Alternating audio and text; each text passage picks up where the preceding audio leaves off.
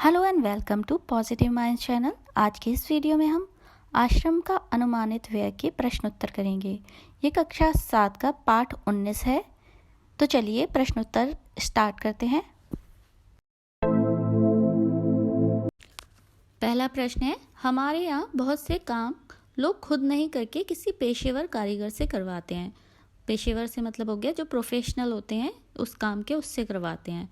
लेकिन गांधी जी पेशेवर कारीगरों के उपयोग में आने वाले औजार जैसे छेनी, हथौड़े, बसूले क्यों खरीदना चाहते होंगे? ये सब किस चीज़ के हैं औजार? लकड़ी के काम करने में यूज़ होते हैं। तो आपको उत्तर में लिखना है ये सब गांधी जी क्यों खरीदना चाहते होंगे। उत्तर है, गांधी जी के मन में आश्रम के प्रत्येक व्यक्ति को स्वावलंबी बनाने की बात रही होगी। मतलब वो चाहते थे कि सब लोग अपना काम खुद करें और खुद कुछ कमाएं। वे चाहते थे कि आश्रम में सारा काम आश्रम के लोग स्वयं ही करें। इसके लिए वह औजारों की सूची तैयार कर रहे थे ताकि आश्रम में रहकर ही उसकी ज़रूरतों का सामान स्वयं बनाया जा सके। प्रश्न 2, गांधी जी ने अखिल भारतीय कांग्रेस सहित कई संस्थाओं व आंदोलनों का नेतृत्व किया, यानी उसको उन्होंने लीड किया। उनकी जीवनी या उन पर लिखी गई किताबों से उन अंशों को चुनिए जिनसे हिसाब किताब के प्रति गांधी जी की चुस्ती का पता चलता है। इसका क्या मतलब हुआ कि वो हिसाब किताब के पक्के थे और हिसाब किताब में मतलब अच्छे थे, इसका पता चलता है। ऐसी बातों को आपको बुक्स में से या जीवनी में से देख के लिखना है। वैसे तो इसका उत्तर आपको अपने आप ही लिखना है अपनी पुस्तक में से, लेकिन मैंने थोड़ा सा लिख दिया है। आप उसके हिसाब से अपना और उत्तर भी बना के लिख सकते हैं। उत्तर है, गांधी जी पहले से ही हिसाब किताब में अच्छे थे। अपने विद्यार्थी जीवन में भी गांधी जी पाई का हिसाब रखते थे, मतलब बहुत अच्छे से हिसाब करते थे। कुछ भी एक भी रुपए की इधर उधर गड़बड़ नहीं होती थी। वे कभी भी फिजूल खर्च नहीं करते थे, मतलब फालतू में पैसे खर्च नहीं करते थे। ज़रूरत होती थी तभी करते थे। पैसा बचाने के लिए वे कई बार कई किलोमीटर पैदल यात्रा करते थे, क्योंकि उनका मानना था कि धन को केवल ज़रूरी कामों में खर्च करना चाहिए। मतलब पैसे ऐसे ही फालतू इधर उधर खर्च नहीं करते रहने चाहिए। जब बहुत ही ज़रूरत हो तभी पैसे खर्च करने चाहिए। इसी हिसाब किताब की चुस्ती के कारण वो सारे आंदोलनों को सफलतापूर्वक चला पाए। क्वेश्चन नंबर 3, मान लीजिए आपको कोई बाल आश्रम खोलना है। इस बजट से प्रेरणा लेते हुए उसका अनुमानित बजट बनाइए। इस बजट में दिए गए किन किन मदों पर आप कितना खर्च मद यानी चीज़ों पर कितना खर्च करेंगे? किन नई मदों को जोड़ना और हटाना चाहेंगे, यानी कौन कौन से नए आइटम जोड़ेंगे या हटाएंगे? इस क्वेश्चन का आंसर आपको खुद से तैयार करना है। इसके लिए आप एक टेबल बनाएंगे जिसमें 2 कॉलम्स बनाएंगे और एक साइड में लिखेंगे कि क्या क्या आइटम्स चाहिए, यानी क्या क्या मदें चाहिए, और दूसरी तरफ कितना खर्चा होगा उसकी आप लिखते जाएंगे कि कितने रुपए इस चीज़ के। मान लीजिए कि बिल्डिंग का कितना रुपए, अब बिल्डिंग है तो फर्नीचर भी होगी, तो फर्नीचर के लिए कितने पैसे चाहिए, बाकी लोगों के खाने पीने का इंतज़ाम। तो इस सब का जो लिस्ट आएगा और उसका टोटल करेंगे तो वो आपका बजट निकल के आएगा। प्रश्न 4 है, आपको कई बार लगता होगा कि आप कई छोटे मोटे काम जैसे घर की पुताई, यानी कि जो घर की पेंटिंग होती है वो, दूध दुहाना जैसे गाय भैंस से जो दूध निकाला जाता है, खाट बुनना, चारपाई बनाना करना चाहें तो कर सकते हैं। ऐसे कामों की सूची बनाइए, यानी एक लिस्ट बनाइए जिन्हें आप चाहकर भी नहीं सीख पाते। मतलब आप चाहते तो हैं सीखें लेकिन आप नहीं सीख पाते। इसके क्या कारण रहे होंगे वो भी लिखना है। उन कामों की सूची भी बनाइए जिन्हें आप सीख कर ही छोड़ेंगे, यानी आपको सीखने और आपने कसम खा ली है कि अब मैं तो ये सीख कर ही रहूँगी या रहूँगा। उत्तर है, पुताई, घर बनाना, कपड़े सिलना आदि कार्य मुझे नहीं पसंद है, अतः इन्हें सीखना कठिन है क्योंकि लगन की कमी रहेगी। ऑब्वियस सी बात है, अगर आपको कोई काम नहीं पसंद है तो वही काम आपके लिए सबसे कठिन होता है।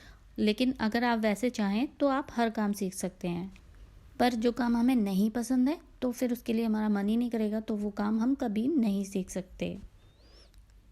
कार चलाना, कंप्यूटर पर गेम बनाना का कार्य करना सीख कर ही रहूँगी या रहूँगा। मतलब आप इसमें कुछ और काम भी लिख सकते हैं जो आपको पसंद हो। अगला प्रश्न है प्रश्न नंबर 5, इस अनुमानित बजट को गहराई से पढ़ने के बाद आश्रम के उद्देश्यों और कार्य प्रणाली के बारे में क्या क्या अनुमान लगाए जा सकते हैं? मतलब आश्रम के बारे में जो भी हमने पढ़ा उसके से क्या पता चलता है कि आश्रम का मोटिव क्या रहे होंगे, उसके हिसाब से आपको आंसर लिखना है।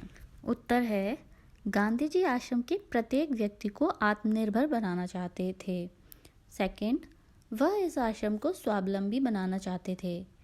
थर्ड, वह आश्रम में प्रत्येक व्यक्ति को श्रम के लिए प्रेरित कर लोगों को आजीविका प्रदान करना चाहते थे। मतलब वो चाहते थे हर व्यक्ति खुद का काम करे और खुद से पैसे कमाए, ताकि वो अपना जीवन के लिए जो जो खाने पीने की ज़रूरतें हैं वो सब पूरी खुद से करे। पॉइंट नंबर 5, लघु उद्योग को बढ़ावा देना। मतलब जो छोटे छोटे से उद्योग या जो हम कहेंगे छोटे वाले बिजनेस होते हैं उनको वो चाहते थे कि वो बढ़ें। क्वेश्चन नंबर 6 है, अनुमानित शब्द अनुमान में इत प्रत्यय जोड़कर बना है। इसमें देखो नित्य लिखा है ना, तो इत प्रत्यय लग रहा है। इत प्रत्यय जोड़ने पर अनुमान का न नित में परिवर्तित हो जाता है। नीचे इत प्रत्यय वाले कुछ और शब्द लिखे हैं, उनमें मूल शब्द पहचानिए और देखिए कि क्या परिवर्तन हो रहा है। तो क्या क्या शब्द हैं? प्रमाणित, व्यवस्थित, द्रवित, मुखरित, झंकृत, शिक्षित, मोहित, चर्चित। इत प्रत्यय की भांति इस प्रत्यय से भी शब्द बनते हैं और तब शब्द के पहले अक्षर में भी परिवर्तन हो जाता है। जैसे सप्ताह में एक लगाएंगे तो साप्ताहिक हो रहा है। नीचे एक प्रत्यय से बनाए गए शब्द दिए गए हैं, इनमें मूल शब्द पहचानिए और देखिए कि क्या परिवर्तन हो रहा है। क्या क्या शब्द हैं?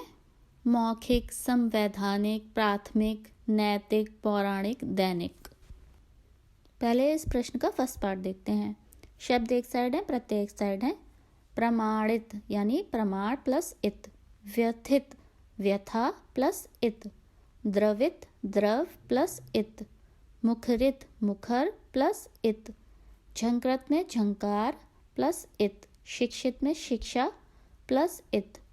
मोहित में मोह प्लस इत। चर्चित, चर्चा प्लस इत। अब क्वेश्चन का सेकंड पार्ट देखते हैं। मौखिक, मौखिक में कौन सा प्रत्यय है? एक प्रत्यय, मुख प्लस एक। संवैधानिक, संविधान प्लस एक। प्राथमिक, प्रथम प्लस एक। नैतिक, नीति प्लस एक। पौराणिक, पुराण प्लस एक। दैनिक में दिन प्लस एक।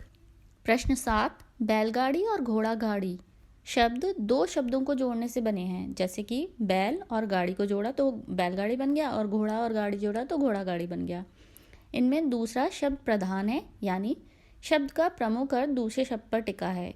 कैसे टिका है कि घोड़ा बोल रहे हैं तो हमें नहीं पता चल रहा कि ये तांगे की बात हो रही है, घोड़ा गाड़ी की बात हो रही है। गाड़ी लगाते हैं तब पता चलता है, यानी कि दूसरा जो शब्द है उससे दूसरे पद से पता चल रहा है कि क्या किस बारे में बात हो रही है, उससे ही अर्थ निकल रहा है। ऐसे समास को तत्पुरुष समास कहते हैं। ऐसे 6 शब्द और सोचकर लिखिए और समझाइए कि उनमें दूसरा शब्द प्रमुख क्यों है। इस प्रश्न से हमें ये पता चल रहा है कि तत्पुरुष समास वह समास होता है जिसमें दूसरा पद प्रधान होता है, यानी दूसरे पद पर ही डिपेंड होता है उस वर्ड का मीनिंग। तो हमें अब ऐसे 6 शब्द सोचकर लिखने हैं जिसमें दूसरा पद प्रधान हो, जिससे मीनिंग निकलता हो उस वर्ड का कि हम किस बारे में बात कर रहे हैं। तो आपको ऐसे 6 शब्द लिखने हैं सोचकर। एक साइड लिखे हैं शब्द जिसको हमें विग्रह करना है, यानी समस्त जिसमें दोनों पद हैं, पहला और दूसरा, उसका विग्रह करके दूसरी साइड लिखा हुआ है और उसका पूरा अर्थ भी लिखा है। पहला शब्द है ऋण मुक्त।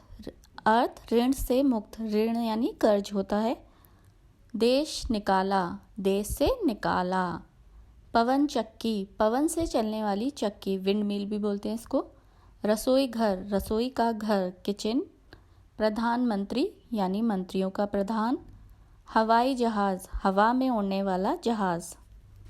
आई होप आपको ये क्वेश्चन आंसर अच्छे से समझ आए होंगे। अगर आपको ये वीडियो पसंद आई है तो इसे लाइक और शेयर करें, और अगर अभी तक आपने इस चैनल यानी पॉजिटिव माइंड चैनल को सब्सक्राइब नहीं किया है तो इसे सब्सक्राइब करें।